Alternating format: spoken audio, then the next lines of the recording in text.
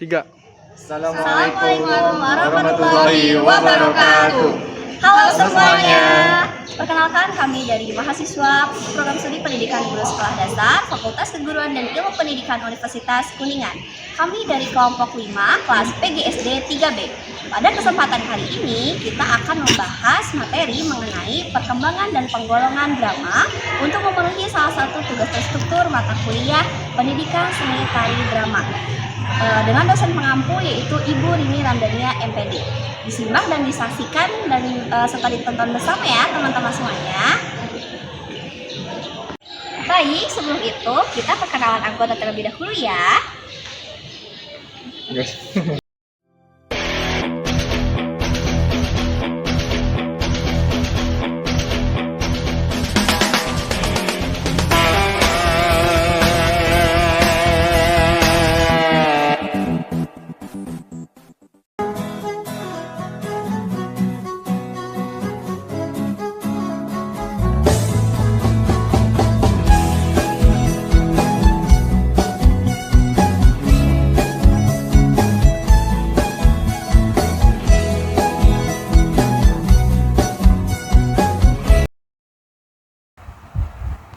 Yang pertama itu ada pengertian drama.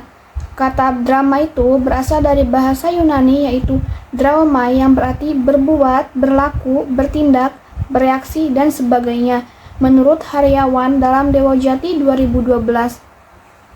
Lalu ada juga menurut Haryawan RMA dalam Satoto 2012 bahwa drama adalah cerita konflik manusia dalam bentuk dialog yang diproyeksikan pada pentas yang menggunakan bentuk cakapan dan gerakan atau penokohan di hadapan para penonton. Jadi, drama itu adalah kualitas komunikasi, situasi, action, atau segala apa yang terlihat dalam pentas yang menimbulkan perhatian, kehebatan, atau acting, dan ketegangan pada pendengar atau penonton. Menurut Haryawan 1986. Lalu ada juga menurut Waluyo 2002 bahwa drama secara harfiah berarti berbuat atau bertindak, dari bahasa Yunani draomai.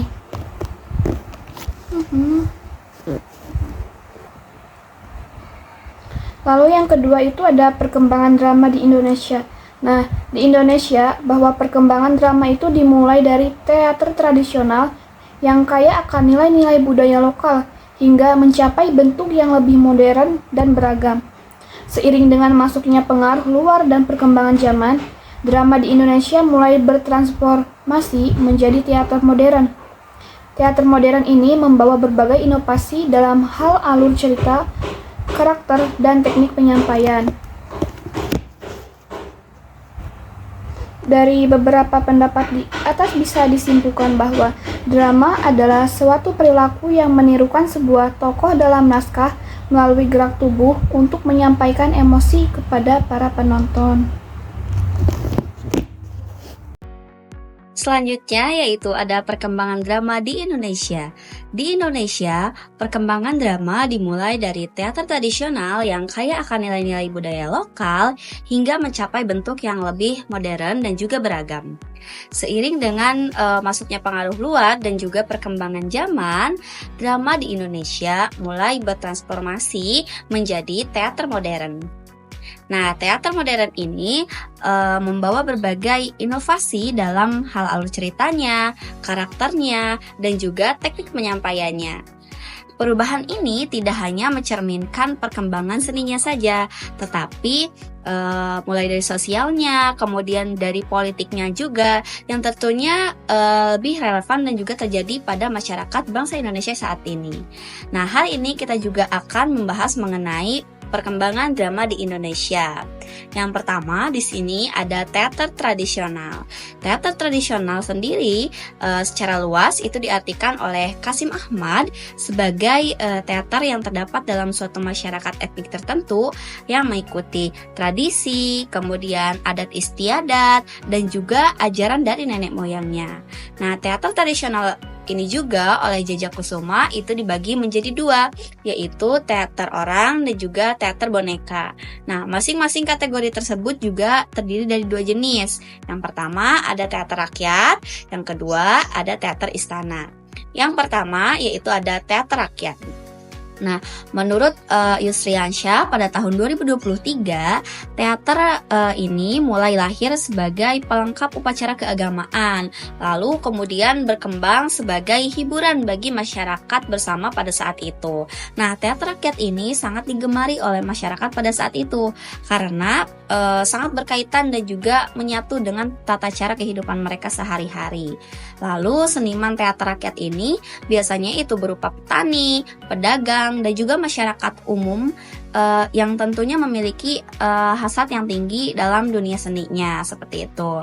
Lalu selanjutnya ada teater istana. Nah, menurut Yusriansyah 2023 juga menyatakan bahwa teater istana juga disebut sebagai teater klasik, yaitu teater yang berkembang di antara bangsa keraton dan juga pusat-pusat kerajaan pada zamannya.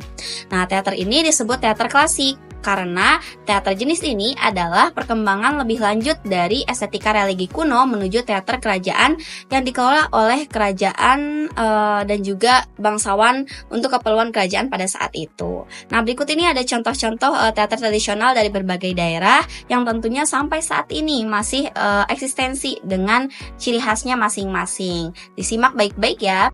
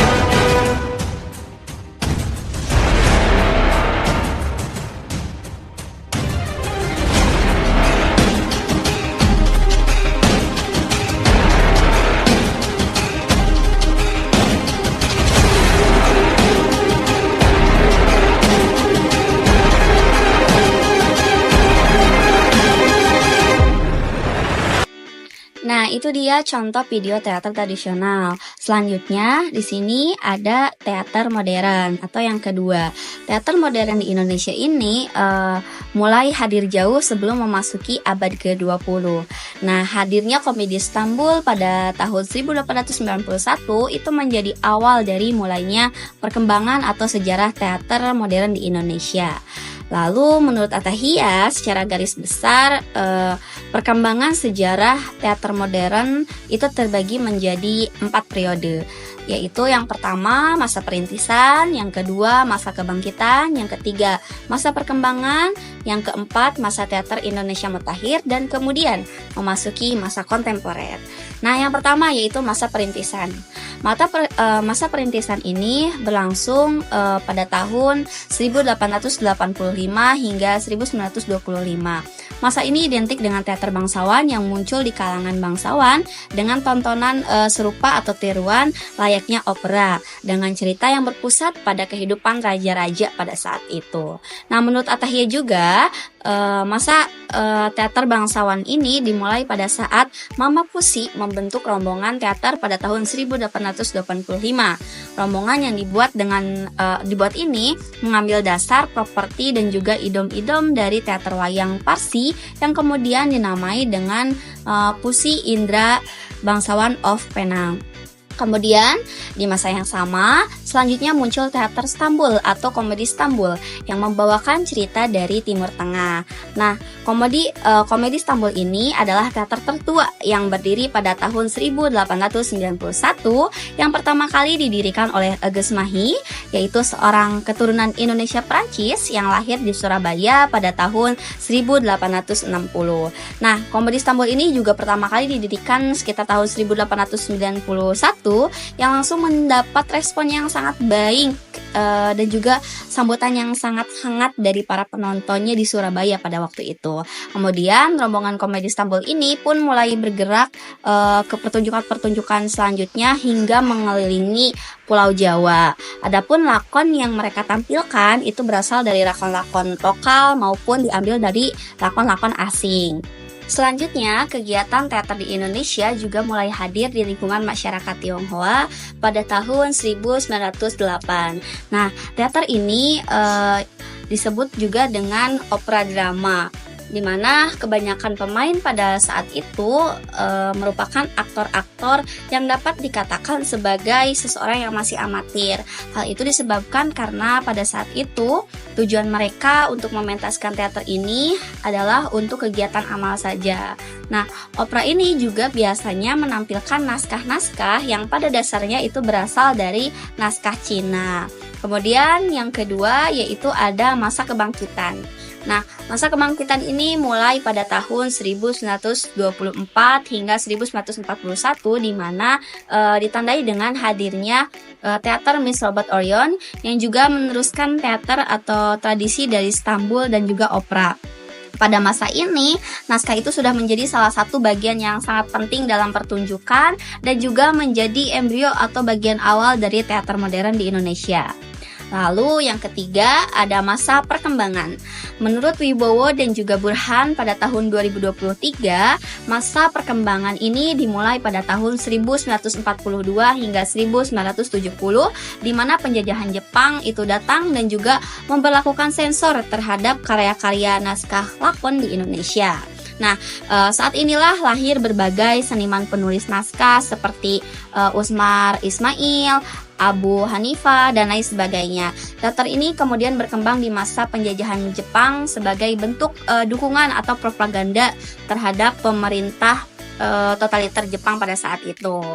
Yang keempat yaitu ada masa teater Indonesia Mutakhir. Menurut Wibowo dan juga Burhan, pada tahun 2023 pada masa Mutakhir ini terjadi pada tahun 1970 hingga 1980, di mana banyak perintis etnis seperti teater populer pimpinan Teguh Karya, teater lembaga pimpinan Jajakusuma, dan lain sebagainya yang berperan itu untuk mendidik calon-calon seniman teater dan juga mendorong grup-grup teater di seluruh Indonesia agar kembali menjadi lebih aktif lagi. Lalu yang terakhir yaitu ada masa kontemporer. Nah, masa ini bonus ya. Nah, menurut Wibowo dan juga Burhan, pada masa kontemporer ini terjadi sekitar 1980 sampai dengan sekarang atau sampai dengan saat ini. Dimana pada periode ini atau pada masa ini, para pengarang dan juga seniman teater itu sudah tersebar di seluruh provinsi Indonesia, dan juga bersama dengan itu hadir Dewan Kesenian, lembaga kesenian, dan juga studi kebudayaan yang juga berperan dan juga mendukung lahirnya tokoh-tokoh teater Indonesia dan juga gedung-gedung kesenian yang ada di seluruh Indonesia. Nah, berikut ini ada contoh-contoh video teater modern, silahkan disimak baik-baik ya.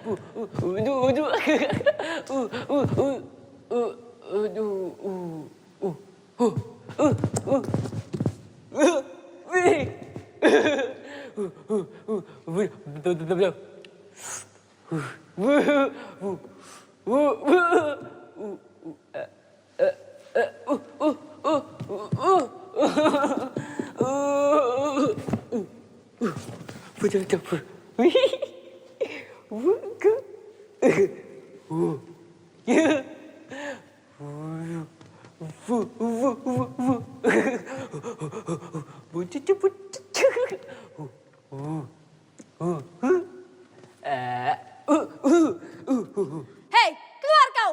Keluar! Dasar brengsek! Kurang ajar! Kurang ajar! Kurang ajar! Dasar! Si Utai Sinting!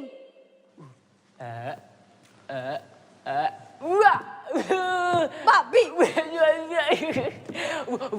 Ayo, sini! Sini! Apa? Nih, bawa pakaian si kecil ke dalam.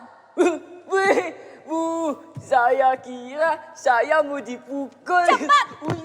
Ya.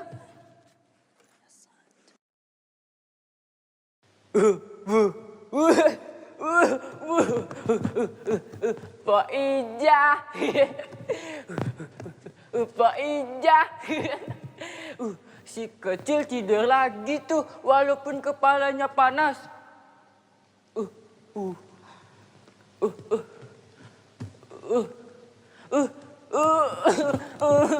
Kamu kira saya batu apa? Ya, selanjutnya di sini ada penggolongan drama. Yang pertama yaitu ada penggolongan drama berdasarkan waktu.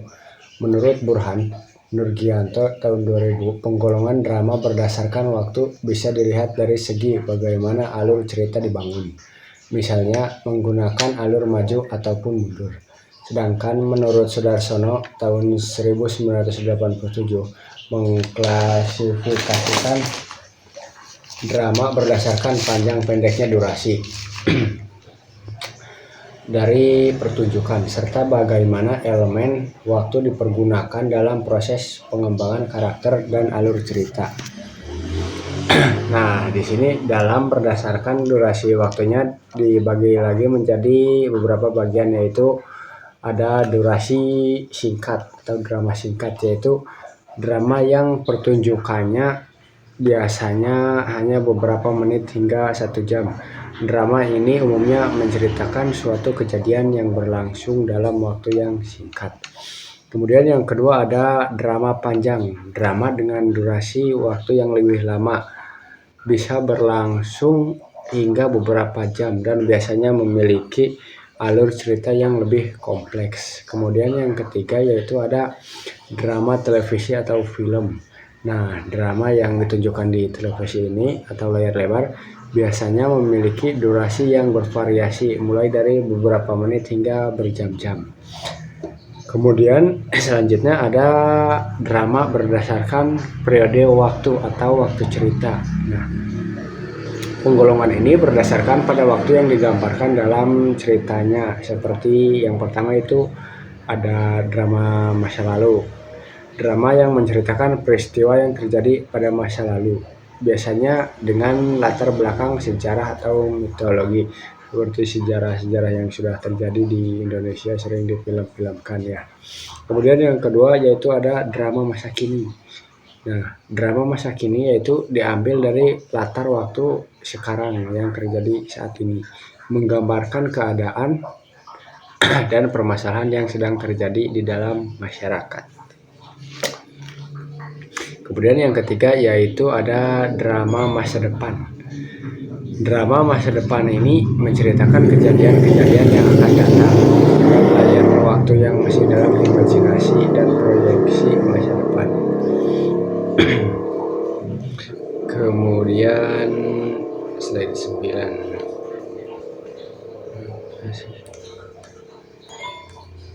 Nah, di sini ada berdasarkan isinya. Menurut Wiyatno 1994 mengklasifikasikan drama berdasarkan isi menjadi drama tragedi, drama komedi, dan drama campuran yang merupakan gabungan dari kedua jenis tersebut. Menurut Sujiwo Tejo tahun 2008 dalam pandangannya, Sujiwo Tejo menambahkan bahwa penggolongan drama tidak hanya berbasis pada tema, tetapi juga bisa ditentukan.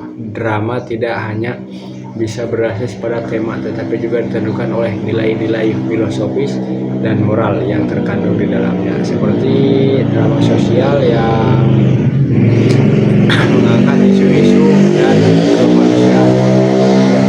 Sekian presentasi dari saya, selanjutnya akan dilanjutkan oleh rekan saya.